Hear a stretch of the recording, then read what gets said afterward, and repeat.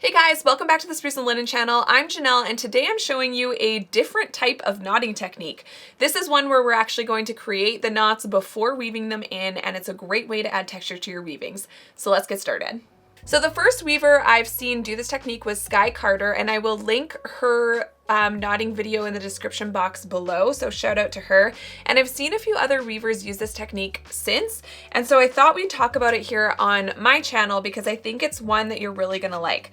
So first things first, right here I have just like 4 strands of a like roving style yarn. And you can do this with literally any yarn. You can do it thick, you can do it thin, whatever you prefer. It just depends on how much texture you want to have. But I decided to go with these 4 strands of this roving yarn, and literally all you have to do for this technique is you're going to start tying knots in your yarn before you weave it. So right here I've tied a knot. You can do it tight or loose, so that the looser you do your knots, the more texture that's going to give you. So I'm going to do them fairly loose. You can space them out however you want. You don't necessarily have to space them evenly either. This will just add to the organic texture, and that will just give you more dimension in your piece. So I'm going to just quickly knot up this entire chunk of yarn I have here, and then we'll get to weaving. All right, so as you can see, I have my yarn all knotted up here, and now I'm just going to start weaving it in. So there's a few different things you can do. When I'm using something this chunky, I'm going to be weaving over 2 under 2 just so that it has more room, because it is quite thick, as you can see. So we're going to start with that, and it's just plain weave over 2 under 2 over 2 under 2.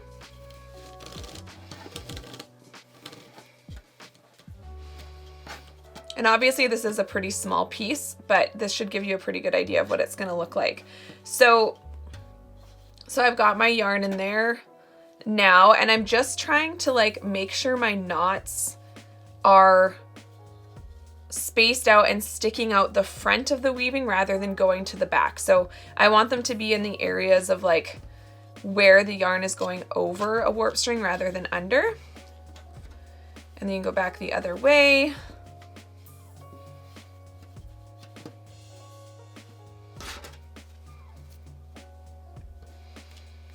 And obviously if I was really weaving a piece right now, I would have some like plain weave and twining underneath this just to space everything out nicely. But for the purpose of this video, this will give you a general idea of like the really neat texture that this gives you. You can see that this is giving you a similar vibe to the other knotting technique I've taught you here on the channel, and I'll stick a link here for that video. This one is just a different sort of concept because we're using multiple strands. We are doing the knotting beforehand. So if you prefer kind of prepping up your yarn beforehand and then just being able to do more of a plain weave rather than the knotting technique, then this will be a great one for you. I also think this would be really neat if you kind of mixed the yarns, like used multiple strands of different yarns, kind of like how I've done in the fringe before, to create your little knotted rope. I think that would be a really cool way to use this technique. This definitely feels, in a lot of ways, a little bit faster than the other style of knotting as well. So just an option, and it just gives a little bit of a different effect, but a similar vibe. And you can see here, we're getting tons of texture. And if you were using a thinner yarn, which we'll do in a little bit, you could do regular plain weave over 1 under 1 if you like. But that gives you a sense of what this is going to look like. I'm just going to cheat this here and go under this string and end on and over. So that's the first kind of chunk we've done. And again, that was like 4 strands of very chunky yarn. Now, another one you can do, I've already got this one made up as well. So this is 3 strands, so it's a little bit thinner. The knots are also like, I think, spaced a little bit further apart. So that's going to give you yet another different look.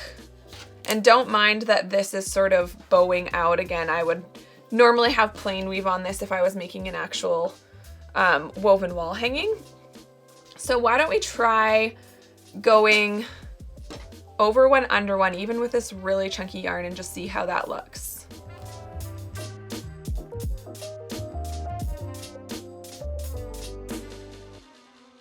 And for whatever reason, I've forgotten to use my tapestry needle. This would be a lot faster with a tapestry needle. Let's see if I can get these 3 strands without forcing it too much. Oh yeah. And by the way, you can get these tapestry needles in my shop, and as you can see, they accommodate some pretty chunky yarn, which is awesome. All right, so I'm just gonna continue on with a few rows of just basic plain weave, over one, under one, and then we'll see what that looks like compared to this other area.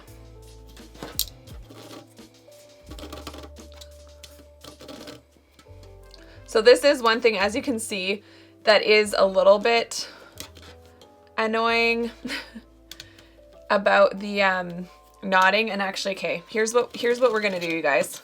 We're troubleshooting in the middle of this video. I'm gonna go get a painter's stick just to use as like a heddle bar. I know you guys, some of you have asked me about them before. Sorry, not a heddle bar, but like a shed stick. Give me 1 minute.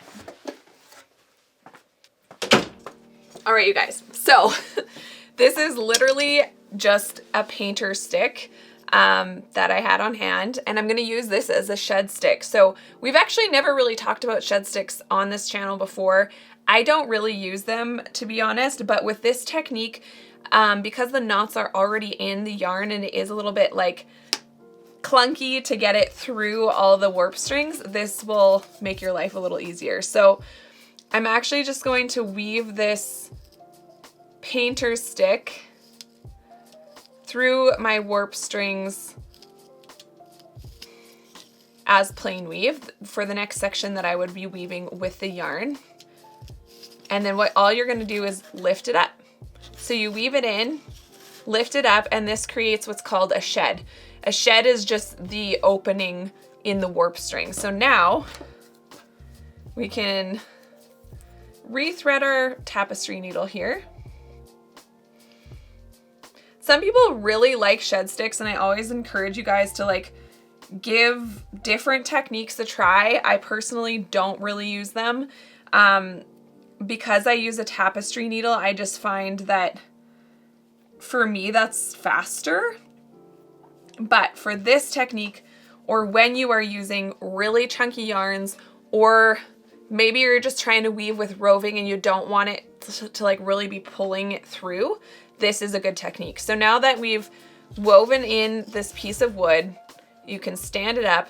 Now we can just fish through our yarn.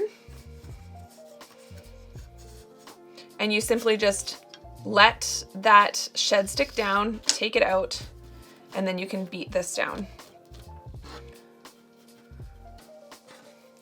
Now I'm gonna do it again in the opposite direction of the previous row. So we're gonna weave this in. And as you can see, this is kind of why I prefer with really chunky techniques like this to go over 2 warp strings, under 2 warp strings, because then you don't really need a shed stick. But if you did want to do it this way, you certainly can. So now we just lift up that little bar.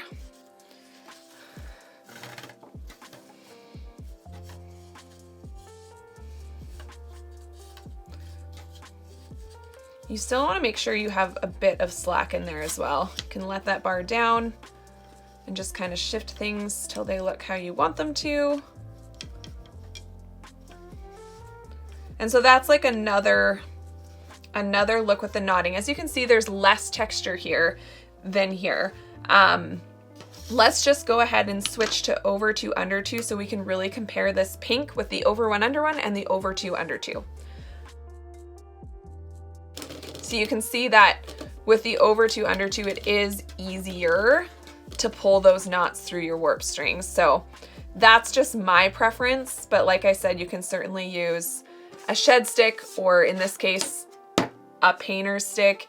In my opinion, there's nothing wrong with using something like this. You could sand it smooth a little bit. This one's a little bit rough, but other than that, it totally works.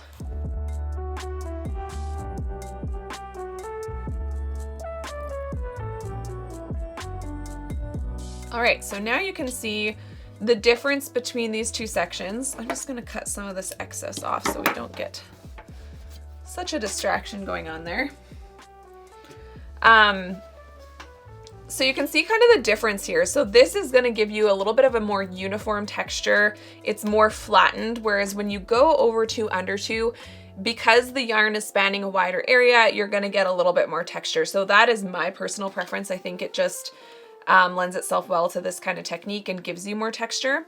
And as you can see, because the knots are spaced out throughout your yarn, you can get sort of this organic texture, like the knots are in various areas and switch every row. I'm loving this blue section a lot. I love how just like chunky and textured it looks. But let's do one more example. I'm gonna just cut off this excess. Tuck it around the back. So we're going to do one more example, and that is with this much thinner yarn. So this is another like roving style yarn. So basically all that means is it's a single strand yarn, and I've just taken about 5 strands here, put a bunch of knots. The knots are quite spaced out, and I'm going to continue doing the over two, under two, because especially with something thinner, I think that the over one warp string, under one warp string is just going to flatten it out too much. So let's thread up this needle, and we'll go ahead and just do over two, under two. I'm gonna cheat this a little bit. So you can see in this case, my knots are going to be a lot more spread out. And again, it's all personal preference. You can really play around with this technique and put tons of knots really close together. You can do them purposefully random so that when you weave it up, it's even more organic looking. You can mix yarns. It's another one of those ones that is really like, you can really go for it and have fun with it and just see what you can create. So you can see I'm just really trying to make sure I'm pulling up those knots, allowing them to sit on the surface so that they are really the star of the show. So we're getting that texture in.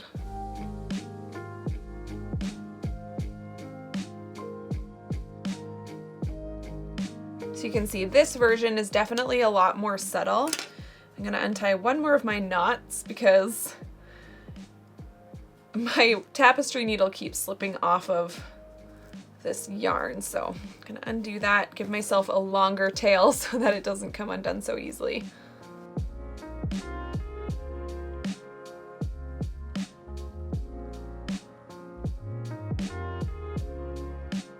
All right, you guys, so there are a few different ways that you can use this knotting technique where you are actually creating the knots on the yarn before weaving it in.